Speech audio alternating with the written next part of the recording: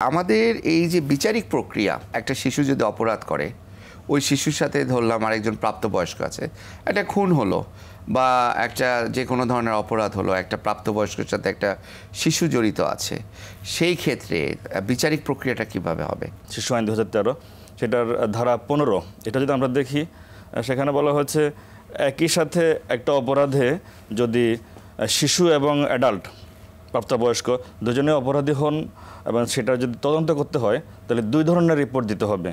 যিনি অ্যাডাল্ট বা যিনি যারা অ্যাডাল্ট তাদের জন্য একটা তদন্ত রিপোর্ট হবে, এবং শিশু যদি কেউ থাকে সেখানে একজন বা একাধিক, তার জন্য আলাদা সেপারেট চার্জশিট হবে, সেপারেট চার্জশিট, বা যদি সিআর কেস হয় ইনভেস্টিগেশন রিপোর্ট আলাদা আলাদা হতে হবে।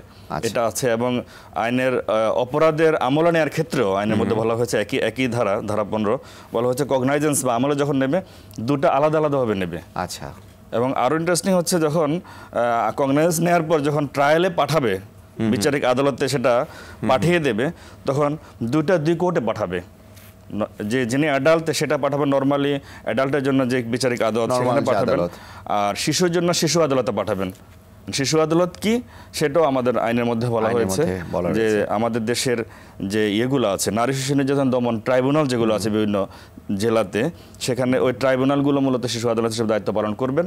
এর পাশাপাশি কোনো জেলা যদি ওভাবে ট্রাইব্যুনাল না থাকে, তাহলে জেলা ও দায়রা জজ যিনি দায়িত্ব পালন করবেন বিচারক, ওই জেলা ও দায়রা জজ তিনি শিশু আদালতের বিচারক হিসেবে তিনি দায়িত্ব পালন করবেন।